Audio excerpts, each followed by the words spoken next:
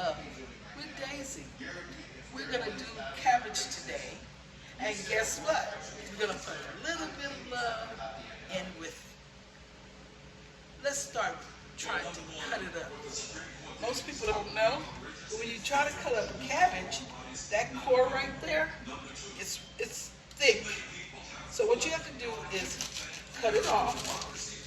Cut that off. Cut it off and you throw this away. You don't use it. Then what you do is you still have a core, but you cut it, the excess off of the cabbage.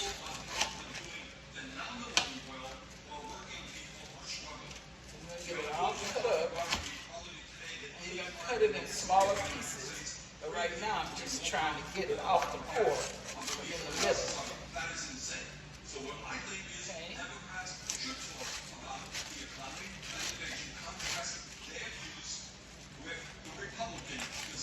See that? And then you cut off. This is still the core. And you cut off as much as you can, and then you'll see that core is still there. Okay? And then we're going to take and cut up the cabbage now. You're going to cut it up. Put it in. And you're cutting it up so you can rinse it off. Always rinse the cabbage off. And we're going to put it in that skillet with a little water. And I cut it so you can eat it. Cut it in smaller pieces. Because the leaves can be very, very big. See that? So I cut it in. Get rid of that excess. Cut it off. Put it in. I still cut up the leaves when they're too big. I want them to fit in the pot. Okay? So now what I'm going to do is kind of clean this up. Because I'm using it as a workspace.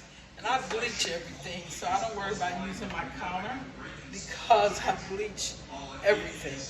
So no matter what it looks like, it's pretty clean. So then you take your cabbage and you rinse it off. Rinsing it off. Take it, I got a bowl full of water. Rinse off the cabbage.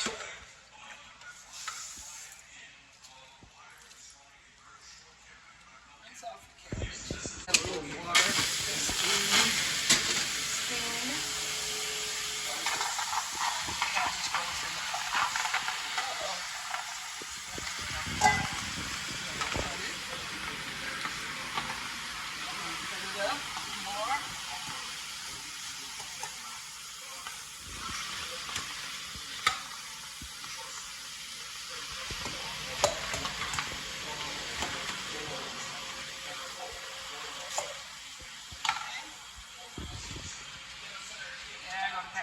Some of the best cabbage ever. It is my 90-something-year-old I used to ask me to cook cabbage. So you have to kind of pay attention to what I do. And then you have the cabbage in. Now, we're going to put some chicken bouillon in. We're going to add some chicken bouillon. And today, I'm going to use this chicken bouillon today. Better than bouillon, that's what it says. And all you're going to do is add some to the cabbage. Okay? Kind of on the water side, so it'll spread. It's cold, so it's kind of thick. I'm going to add a little bit more steam water, because what you're trying to do is steam the cabbage. So, I have it on high. We're going to add a little bit more bouillon. I rinsed off the spoon. I'm one of these people, I'll use 100 spoons washing stuff off. So, there's your bouillon. I put 2 spoons of it. Then, we're going to take a little oil. I use olive oil all the time. Doesn't matter the brand, just put a little olive oil in there. Okay? little bit of this and a little bit of that. Okay, then I use agave. And you can use, they have blue agave, they have all kind of agave. Just put a little agave on it. And a little pepper.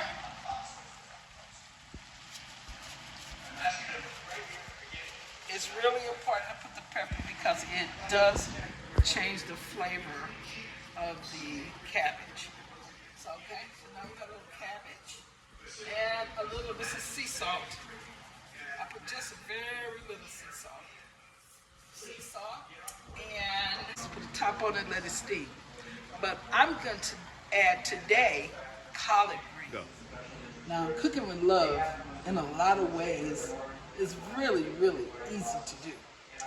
And I'm going to make this very easy. This is collard greens.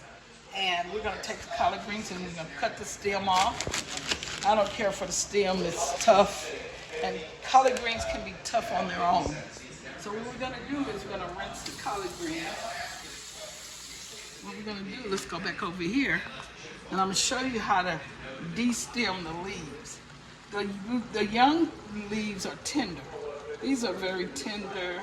They don't have this here core right here in it. I usually cut it off. It's too much to have to chew through. So I kind of de-stem, I call it de-stemming it. And like I said, the little leaves, it doesn't matter. And you just kind of clean them. That one's okay, it's little. And we'll take this one, cut it.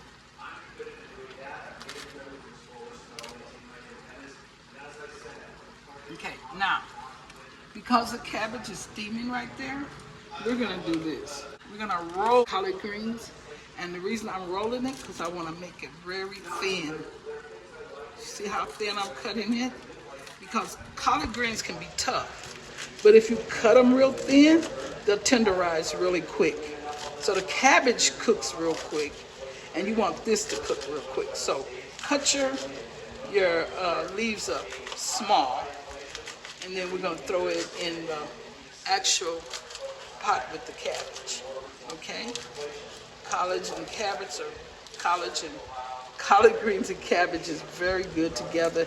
It's kind of a southern thing. Here I am with the last few leaves of the collard greens. Taking that stem out. And then you want it to be tender, then you have to do it like this.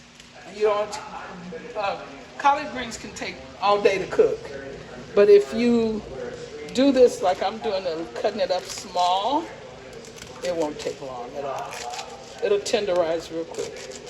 And we're just gonna add it, probably add a little bit more salt and stuff to it, so it'll have a little flavor, and your cabbage will be done. Okay, let's see. A little bit of this and a little bit of that. So now, you're gonna kind of toss the collards and cabbage in the broth. Cabbage is almost done. The collards will be in a minute. And this is boiling water. I always keep a thing of boiling water in case I need to add to it. And it makes it so much easier having the water. And it's already hot, steaming. Put it in. Now, the one thing that Southern cooks do, you have to learn how to know what it tastes like, okay? So, I'm gonna taste it, but I'm not gonna put my spoon back in my mouth, in my pot. So,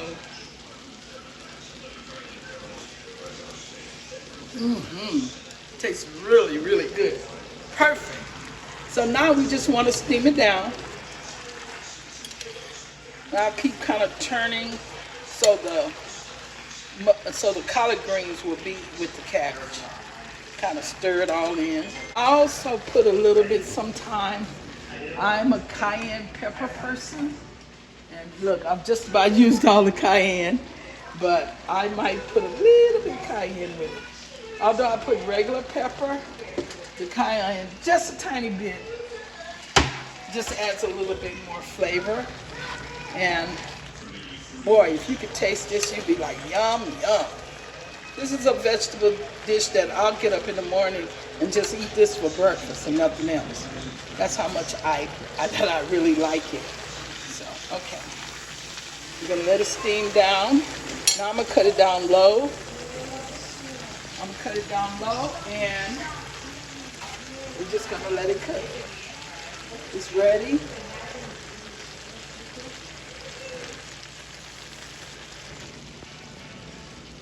It's really good.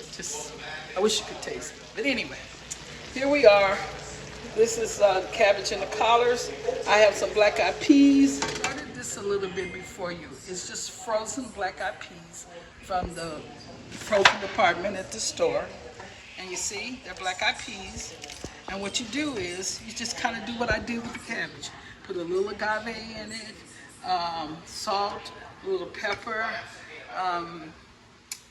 It really kind of takes on its own flavor.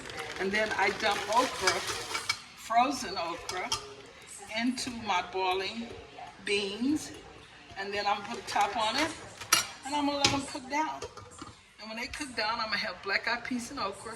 You're taking a frozen bag of okra, frozen bag of black-eyed peas. You add a little agave, a little salt, bouillon, and you're gonna have a flavorful sugar and salt kind of counter-reacts each other. So you always put just a little bit. That's the Southern secret. You always put a little bit of sugar. So since I don't use white refined sugar anymore, I only use something like agave, a natural sweetener, and the food is still just absolutely delicious. So you know, these black-eyed peas in about an hour should be ready. So we're gonna have cabbage, collards, black-eyed peas with okra. Thank you very much. You have a nice day. Remember, always a little bit of this and a little bit of that. It'll come out great. Have a great day. Bye-bye.